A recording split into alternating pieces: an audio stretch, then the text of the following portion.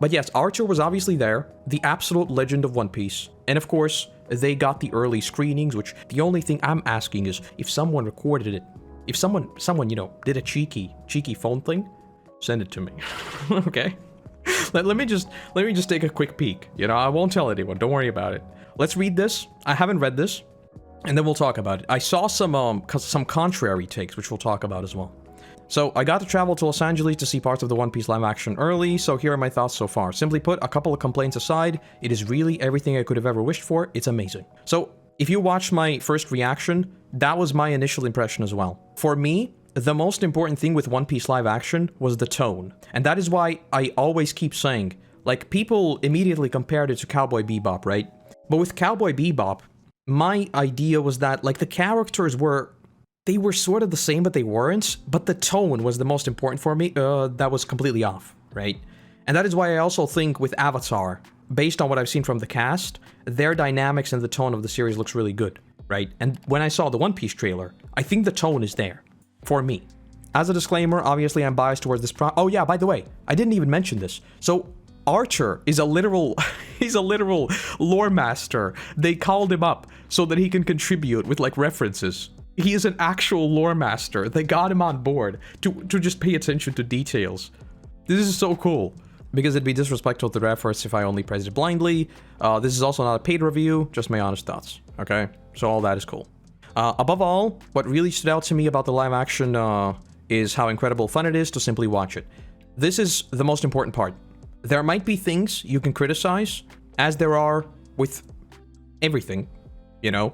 But there are things that are fun, and things that are not bad, you know, because bad, there is of course the whole it's so bad that it becomes good because it's funny, right? But no, that's not what I mean.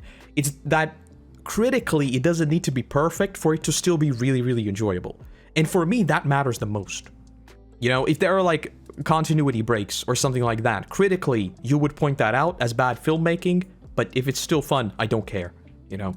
The series embraces the goofy and fun-loving nature of One Piece has, to the point that it had me with a dumb grin on my face during so many scenes. I mean, did you see my reaction? I had the stupidest grin over my face for literally the entire thing. So, you know. To me, this is a massive strength because it means that even if a scene or dialogue feels too cheesy, it works within the tone of the series and doesn't feel out of place. This is another thing that is important to establish with a live-action series, and is, again, why I keep hammering the drum that the tone is the most important thing.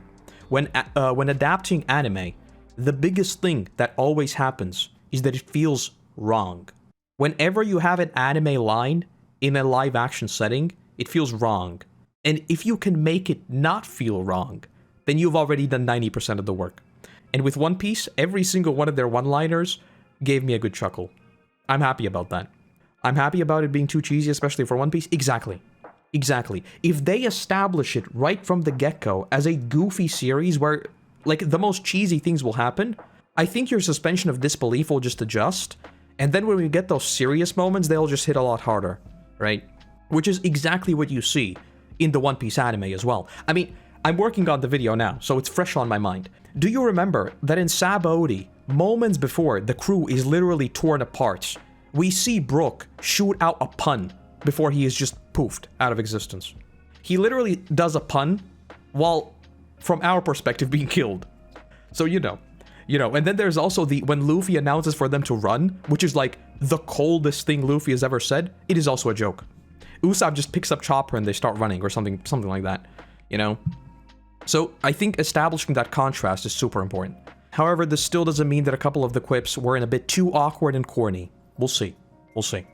Though I wasn't a fan of that, those cringy moments were thankfully rare, as I feel the script was otherwise so well written. Okay.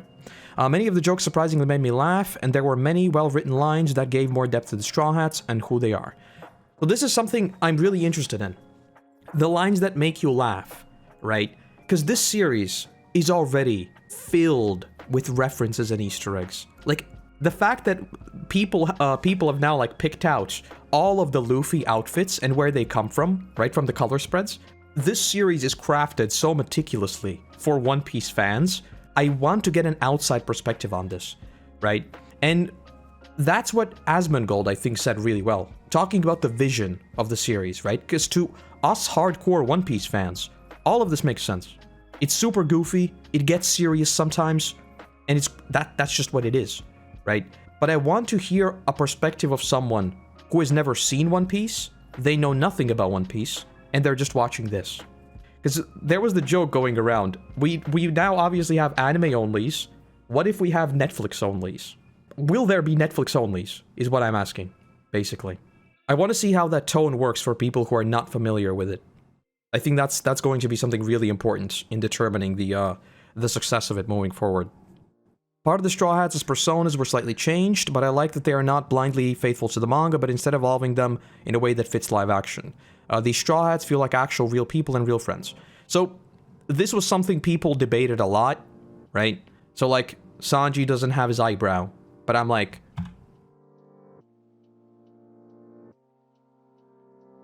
it would feel wrong, you know? To me, and I keep saying this, because we'll talk about this as well.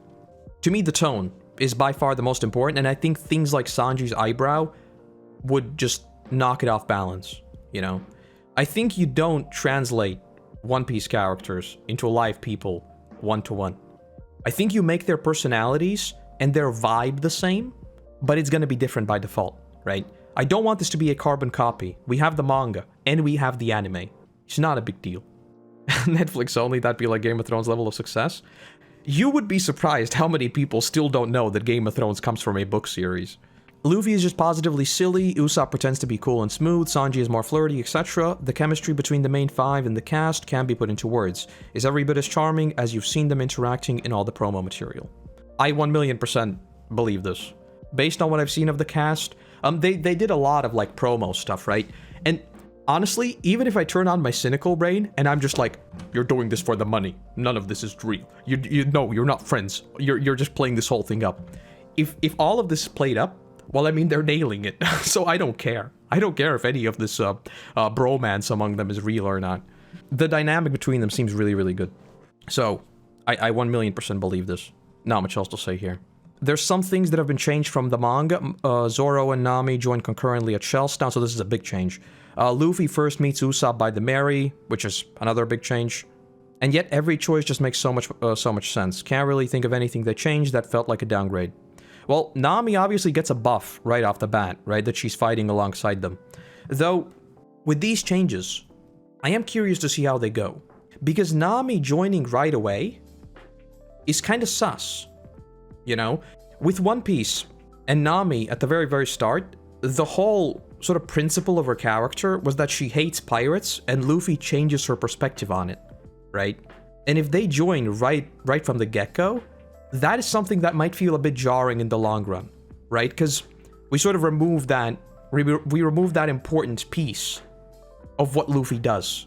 Luffy changes people. Luffy changes the way people see things, you know? And Nami is sort of the big first example of that. So that's something I am sort of like, well, wait. As for Zoro meeting up, I mean, yeah, sure. And also the Usopp Mary stuff. I'm curious about that. We'll see what happens. But I mean, if Archer says that it fits nicely, then sure, you know. You can feel that Oda had his hands in making sure these changes were faithful to the story. Little touches like Luffy feeling... Wait, what? Feeling like he can hear something from the Mary when they first meet simply add to the magical feeling of the show for One Piece fans. Yeah, so this is something I already saw before, right? Luffy feeling... I wonder how explicit it is. Because Luffy shouldn't be hearing the Mary. Usopp should be hearing the Mary. And I'm still not like 100% how the Mary stuff actually happens. You know? Because like, Luffy sensing something from the Mary fits very well. But I think Usopp's connection to the Mary is far more important than Luffy's connection to the Mary. You know? Which will be interesting to see, like, how they've sort of built up the series. Obviously, we will get a very good idea when we see how the first season ends. But I think this might be a change like this, right? Giving Luffy the sort of agency of hearing the ship and everything. I think that might be with the idea that they might not get a season 2. And so they give all of that sort of lore stuff to Luffy to make him even more special. Whereas in the manga, Oda obviously knew that I will write this whole thing Usopp storyline later down the line. So Luffy already has enough story and then I can just sort of allot it to someone else. Whereas in this, where we only have, what, 8 episodes? It might just be a case of giving it to Luffy for that sake. We'll talk about this in a second, though, because this is something Melanie tweeted out as well. I'm happy to say, however, that one of my favorite things was the battles. This is a big one for me. Battles in anime, I sleep. Battles in live action, that's when I wake. I want to see how this looks. We need to see. Sword fights? This is gonna be like sword fights. Sword fights are gonna be poppin'. I hope they don't make Luffy like a hero or too special or something like that. Yes. Yes, that is my fear. Because the story in the live action version is comparatively so short, and they want to sort of build up Luffy as a legend already, it might suffer from that. Choreography is legitimately insane. That's good to hear. The show is really well directed, but in fights particular, the use of camera work makes them an absolute joy to watch and cheer to. I hope so. I hope so. Obviously, for me, let's be real here, the only scene I care about is Zoro versus Mihawk. The rest, I sleep. If Zoro versus Mihawk is popping off, then you will see it in every single one of my One Piece videos ever. I will never show the anime, I will never show the manga. I will show the live action version of Zoro fighting Mihawk. Because two dudes fighting with swords, IRL, is so badass. Like, I'm sorry. Of course I'm gonna use the live action version. Nami's Help Me is the make it or break it for me. That is the make it or break it sort of character moment for me. The Zoro fight is more so the action one for me. I have a lot of these moments in my mind that if they mess up, I'll be very sad. I made a video about that for Avatar as well. There are like these certain bits that happen that they need to nail. But didn't Oda say that Nami's scene is like perfect? I think Oda said something like that. So I'm not worried about that. If Nami's scene is excellent, then that'd be great. The entire fight sequence of if there is an anime only in chat, you might want to leave. Have you left? Okay. The entire fight sequence of Luffy fighting Alvida, for example, reminded me of something like Gear 5. It was so much fun with Luffy just jumping around and messing with her. I'm legitimately really happy that the fights will seem to be a strong point for the series. So, the Alvida fight. I hope the trailer is not what actually happens. Because the Alvida scene in the trailer, it was set in the darkness, and that felt wrong to me. I think the series should open on a... Well, I mean, again, we don't know how the series opens, right? If it opens like with the manga, then Luffy's flashback should be the very, very start. If it works like the manga. Because in the anime, we open with Luffy and Alvida. So I guess it depends on how they go. But the Alvida fight in the trailer was just dark. And I don't like that. And this is coming from a certified darkness and suffering enjoyer, you know? I hope the Devil Fruit fights are something like The Mask. Yes. I want the fights to be goofy. I just do not want the fights to be serious. Except Zoro versus Mihawk. That fight better be suffering enjoyers. The rest of them should be goofy. The only one I care about in terms of seriousness, Zoro. But yeah, we'll see. If Archer says that it's cool, we'll believe him. We'll believe him. For now. The CGI within those fights, I feel is good enough to be passable. Personally, I'm not as frightful to CGI as some others, so I didn't give it much importance, but basically what you see in the trailer is what you get. Though the rubber looks way better in quick cuts. Well, I mean, this is something that is always important to remember with CG, right? People like to look at a picture like this, and then scrutinize it for like a minute. Of course you'll notice, like, oddities. You know, this is still a TV show. This isn't a $300 million movie. Which, by the way, I don't know if you're following the box office performance of movies lately, but it feels like every single movie is bombing, and it's so funny. But I mean, yeah. I think if they're doing, like, creative camera work, then CG still won't really be a problem. And I'm not talking about creative camera work in the sense of a low-budget action movie where every single cut is 0.2 seconds. You know, I don't want us to be jumping around in 30 million angles with Luffy doing a single punch. I don't want that. But I also don't think we will linger on a single punch for like 10 seconds, except maybe for the very, very first one. So I don't think it's going to be a huge problem. We'll see though. I don't know, like CG for me is always one of those things that it doesn't need to be perfect. It needs to be passable, right?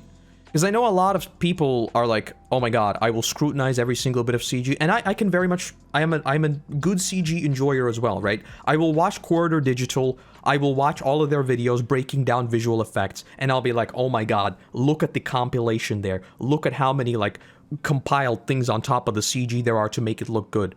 And I will think it's really cool. But if it's not, like, perfect, I won't care. So we'll see there. Even when the CGI looks a bit weird, it fits with the tone they are trying to achieve with One Piece, feeling so goofy that you don't really feel that bothered by it. This is kind of a weird thing for Archer to say, because I don't think, like, for me at least, bad CG doesn't really fit into a goofy series. It just looks uncanny. People said this looks bad. I don't think this looks bad. I forgot what it... Lord of the Coast, I think his name was. The Unagi. I don't think this looks bad at all. And besides the CGI is fairly rarely used, there's a heavy emphasis on practical effects. So yeah, this is what we heard, right? They built a lot of sets from the ground up. So that's good to hear. We'll see though. Like, CGI for me, still up in the air. And like, I will say it right now. If the biggest problem with the live action adaptation of One Piece is CGI, like, yes, if they keep going, it will be a problem. But like, are we seriously going to talk about CG being a huge deal when the rest of the series is finally a good adaptation? I don't think so. For me, if everything is perfect and CGI is bad, I'd be fine with it. I'd be completely fine with it. The music was also a great highlight. It has a very piratey feeling. No, that wasn't... They hired the dude from Black Sails to do cinematography with ships. It wasn't music. Because music for Black Flag, not Black Flag, but for Black Sails, is Bear McCreary, right? Bear McCreary is in everything, so, you know. Akin to the Pirates of the Caribbean OST, but in a way that it builds its own tone in a similar way as One Piece, making it really fun to listen within the scenes. Unrelated pick. Some extra costumes. Oh, we're going to see Nami's OG design with the axe. That's cool. Well, I mean, she's not gonna have an axe, probably. This, when I saw this, I was a bit sad that we didn't get this version of Nami. Imagine Nami with a goddamn cyborg arm. That'd be so badass. That'd be so... honestly, if you wanna get my heavy tinfoil, I wouldn't even be surprised if Oda scrapped Nami's design and later gave it to Frankie or something like that. I would not be surprised at all. The CG is super pivotal for me because Uncanny Valley just kills my immersion. If it's like really, really bad, that it just breaks everything, then yes. But if it's passable, then I'm fine. She may still get a cyborg arm. I mean, if Nami get... First of all, I don't think I want to see a scene where she loses an arm. I think that will be another Luffy help me moment, and I don't think I'm ready for that. But if she gets a cyborg arm, that'd be badass. Hibari has OG Nami's design almost to a T. Actually, yeah, good point. This design is freaking badass, though. Like, imagine Nami with like a goddamn Elden Ring boss axe. That'd be cool. Okay. TLDR. Wait, this is the 14 out of 16. Okay. TLDR. This is just my opinion. No, these are absolute facts. But despite the CGI and some of the campy dialogue, I'm happy to see how much fun they seem to be. How much they seem to be nailing the adaptation balance. But above all else, I just had so much fun watching this, which I feel is the core of what One Piece should be. Well, this is what I said before, right? Even if critically I can poke holes in it, if it's fun to watch, I don't care. The Cowboy Bebop adaptation just was not fun to watch. The Cowboy Bebop adaptation felt kind of depressing to me. I don't know why, but when I watched it, I was like, it's what I said, I think, when we watched the trailer, right? I said, you want a series to be either very, very good or very, very bad. If a series is mid, that is the worst thing that can happen because literally no one will ever talk about it again. And I think that's what happened with Cowboy Bebop, unfortunately. In the end, it mostly matters where you're coming into this from. If you're expecting it to take itself very seriously, be identical to the manga, or have impeccable CGI, you won't get it. But if you're up to embrace its One Piece soul, you're in for a real fun adventure. That's good to hear. That's good to hear. That's exactly what I mean, right? I don't want it to be identical to the manga. You know why? Because we have an anime. Simple as that. The anime is, except for like a few instances of censorship, is basically identical, right? So I don't really care about that. And if they try to make it identical, I think more people would find it odd.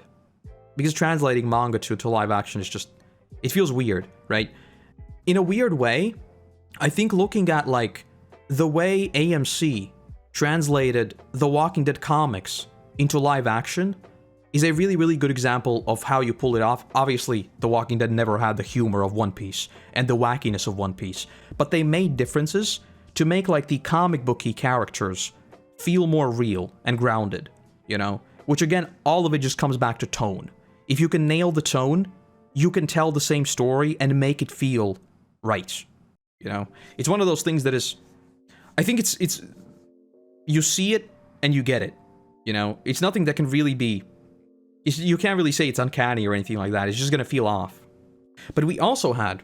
let me jump on over to this and I'll put up the other thing. Because I saw some tweets from Melanie that I thought were really interesting. And I want to talk about those as well. Because to me, I think character changes are fine. We'll see how they play out, but for the most part, for me, character changes, all good. But I think Melanie is focused a lot more on... I haven't caught up on all their content, you know, so I have no idea. But based on what I've seen, characters are super important. Okay, there it is. There it is. This is from Melanie, right? Head in hands, wait, I'm sorry, isn't the point of Usopp hears Mary first, because Usopp first had the connection to the Mary. Wouldn't Oda want Usopp to hear Mary before anyone else? Watch. And then, they're gonna get a whole new characters, bro. I really don't know what else to tell you. It's fine if you want a whole new show, but I cannot see Oda just happily agreeing to any of this. Right? And this is what I meant. For Melanie, I guess the character details are super, super important.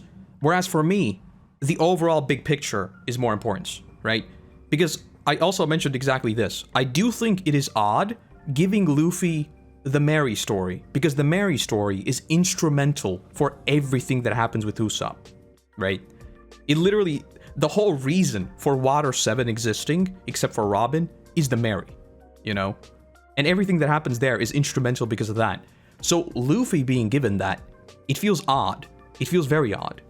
But I think if it is just a thing of Luffy hearing it, and then Usopp being played up far more as the one actually caring for the Mary, I think the big picture will sort of make up for that discrepancy.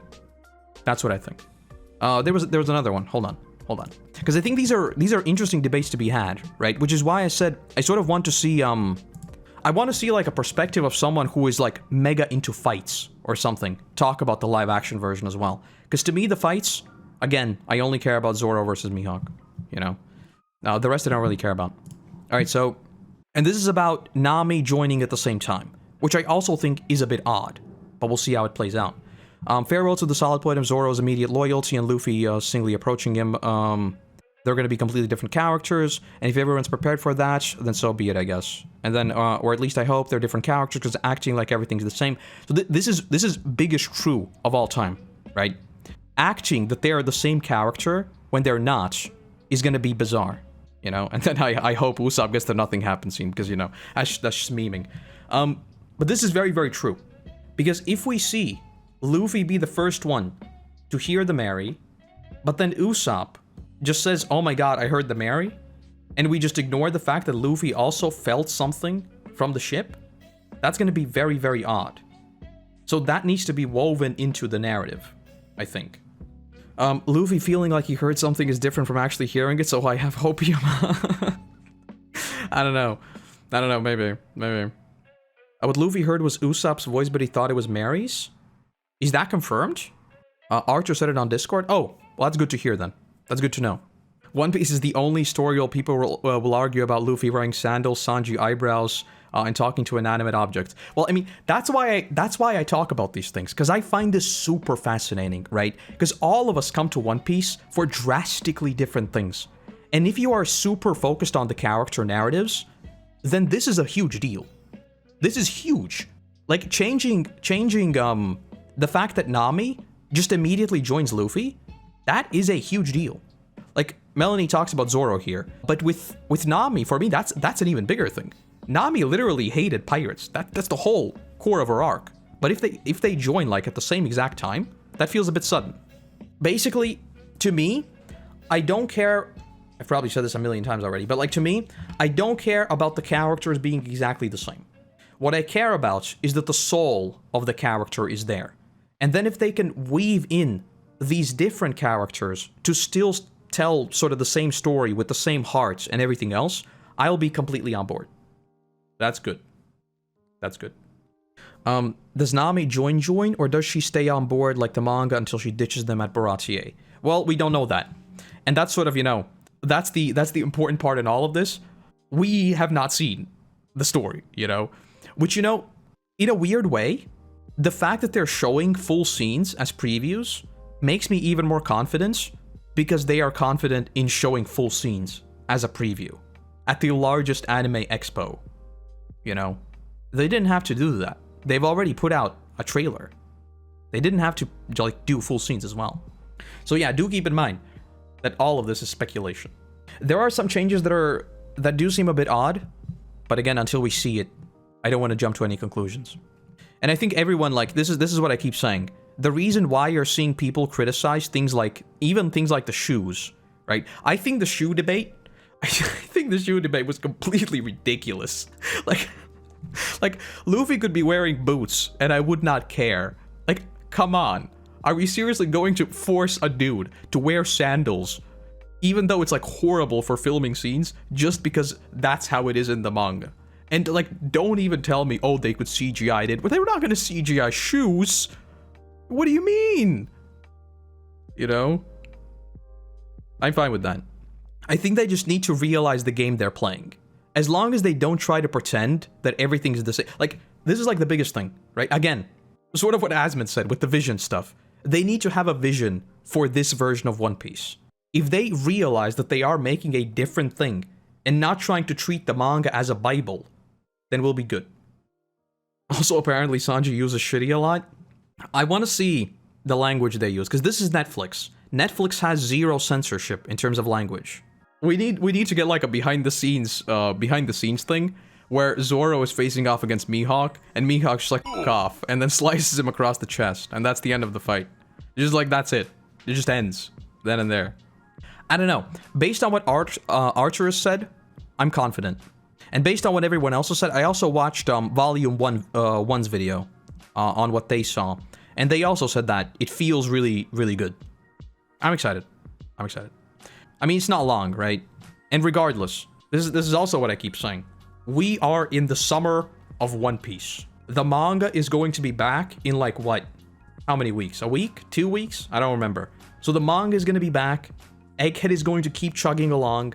The anime will get the biggest reveal of the year and the best episode of all time, probably. And then we have live action to top it all off. I mean, come on. Are we seriously going to complain? We are eating good. It's great.